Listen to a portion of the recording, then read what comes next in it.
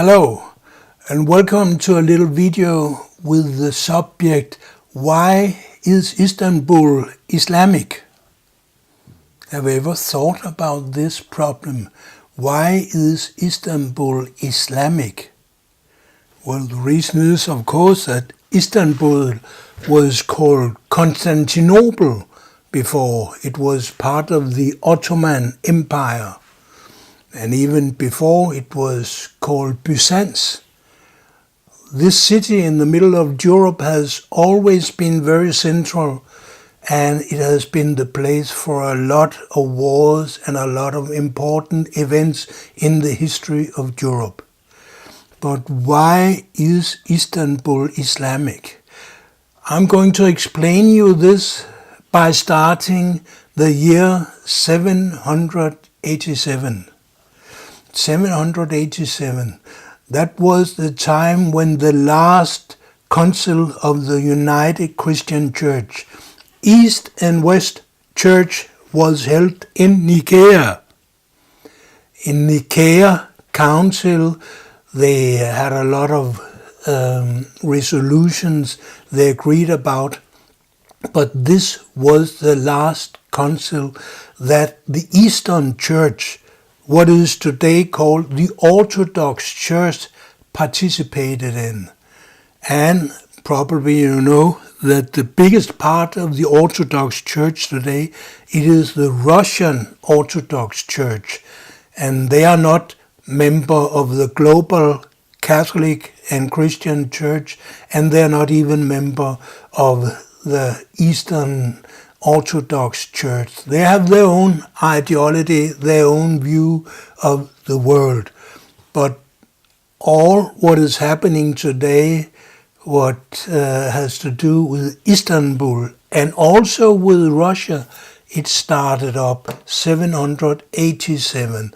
That was the time when East and West Church separated, and the East Church, they say, we don't believe in the idea that the Holy Spirit is going out from Jesus. The Holy Spirit is only going out from God Father. And they didn't agree with the Pope in Rome and with the rest of the church.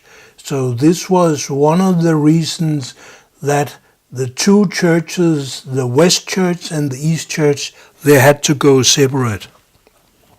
1054, it was the year that the Pope decided to excommunicate the Eastern Church. Maybe it was a stupid decision, I really don't know. But because the Eastern Church didn't want to participate in the common decisions, in the common work of the churches, therefore he decided to excommunicate them. And the Eastern Church, at the same time, they decided to excommunicate the Latin Church. That means the Church of the Pope, today called the Roman Catholic Church. So after 1054, there's been absolutely two churches, and the Eastern Church still today thinks that the Western Church, the Latin Church, is excommunicated. But the Pope in the Western Church in Rome, he has said that no, this excommunication we did in 1054, it is not legal anymore. We don't consider the Eastern Church to be excommunicated. If you're a member of the Russian Orthodox Church, you're welcome to go to communion in any Catholic church in the world. But unfortunately, Catholics are not welcome to go to communion in the Orthodox churches. Well, after 1054, we have another year. It is 1204. 1204, that was the time when the so-called Fourth Crusade. Well, actually, there was nothing in the real world called the Fourth Crusade. The Pope has never started up a fourth crusade. But some crusaders coming from Venice, they decided to go to Constantinople because they said the Constantinople traders, they have a lot of money, and these money, they belong to us because they have bought some of our goods. So we want to have this money back. They owe this money to us. So it was a kind of economic conflict that meant that a lot of warriors from Venice, from northern Italy, they went to Constantinople and they sacked Constantinople. They were criminals. Don't make a mistake about that. They were criminals. And what they did was not accepted by the Pope. Exactly the opposite. The Pope condemned it, and this has nothing to do with a real crusade, because a crusade is a military campaign to get Jerusalem and the Middle East back to being a Christian a part of the world. This ended, of course, when Saladin and the warriors of Muhammad, they killed the Christian in what is called Israel today, Jordan, and all the former Christian churches, Christian areas around the Mediterranean Sea. And the Muslims made these areas Muslim areas. And that is why quite a few crusades after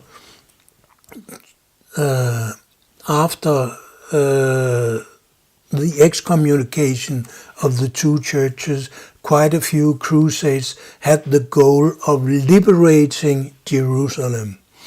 Well, Alexander Nevsky, he's a hero in Russia, but Alexander Nevsky, he was an Orthodox warrior that tried to prevent the Pope's armies from going from Europe, from Italy, from France, from Germany, and to Jerusalem to liberate Jerusalem from the Muslims. Alexander Nevsky, he was an allied with the Muslims, and that is the big problem. Alexander Nevsky, he had two enemies, he said. One is the Pope, second is the Muslims. And he chose to be allied with the Muslims and go against the Pope. That's why you can see in Sergei Eisenstein's propaganda film called Alexander Nevsky, you can see how he prepares the war against the armies of the Pope. Well, but this alliance with the Muslims, it was very, very bad. Because in 1453, the Muslims, they were so strong that they could conquer Istanbul. And Istanbul was, in the earlier time, the main quarter of the Orthodox Church. It was the Rome of Orthodoxy, the most important city in the Orthodox Empire. But this was now turned into a Muslim city because the Muslims were so strong, because the Russians, Alexander Nevsky and the Orthodox, didn't want to fight against them before it was too late. But a few years before Constantinople was conquered by the Ottoman Empire, by the Muslims, then the Orthodox churches, they changed their mind. They say, we have to stick together with the Pope to defend ourselves against the Muslims. And therefore, they told the Pope that they wanted to reunite with the global church, with the Roman Catholic Church, with center in Rome. And that is exactly what they did. And that gave them the possibility of having quite a few soldiers coming from the Roman Catholic Church, and the area is dominated by the Roman Catholic Church. These soldiers, they went to Constantinople to defend Constantinople against the Islamic conquerors. But it was too little and too late. So unfortunately, it didn't help. And 1453, Constantinople was conquered by the Muslims, and they gave the city a new name. So today it is called Istanbul. Well, when we go a little bit further in history, we are coming to the Second Vatican Council. You know, the Orthodox, they have never had a council since 787. That is when they stopped developing their church. So Orthodoxy is a kind of church that hasn't developed for more than 1,000 years. But the Catholic Church has continued to develop.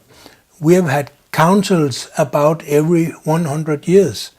And the last council was from 1962 to 1965. It was called the Second Vatican Council. And in this council, actually, there were representatives from the Russian Orthodox Church. One very famous, very powerful representative was called Nicodim Rotov. Nicodim Rotov. Today the Orthodox Church say about him, of course he's dead now, so he can't defend himself. But in Moscow they say, oh, he was a KGB agent. He was a bad man.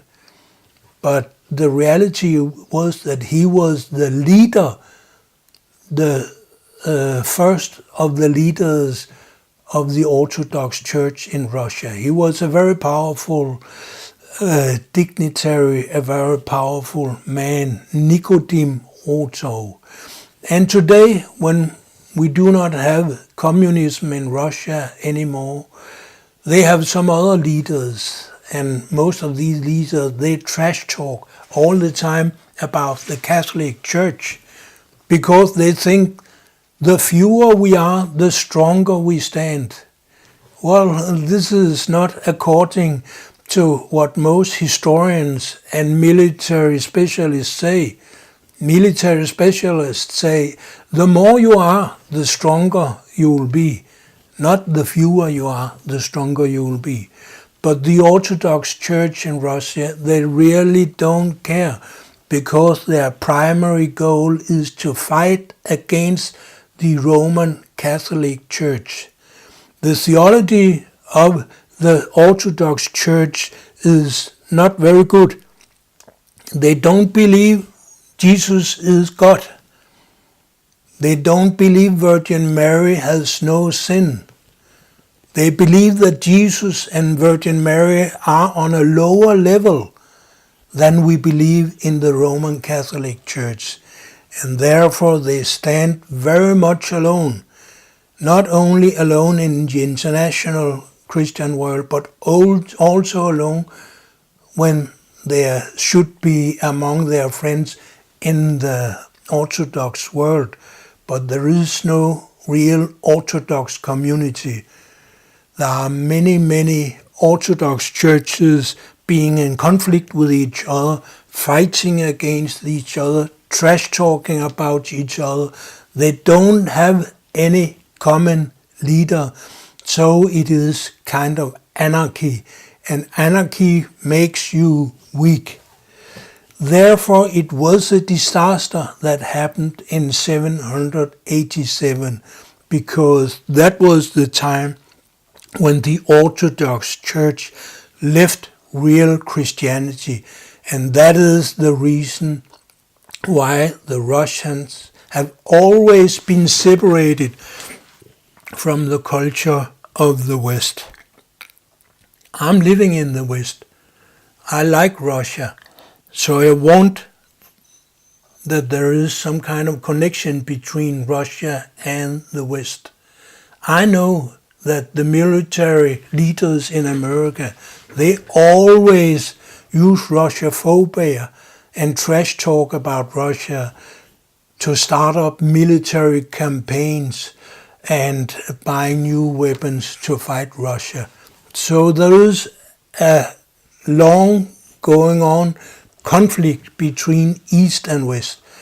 And I don't want to say that the fault is on the eastern side or on the western side.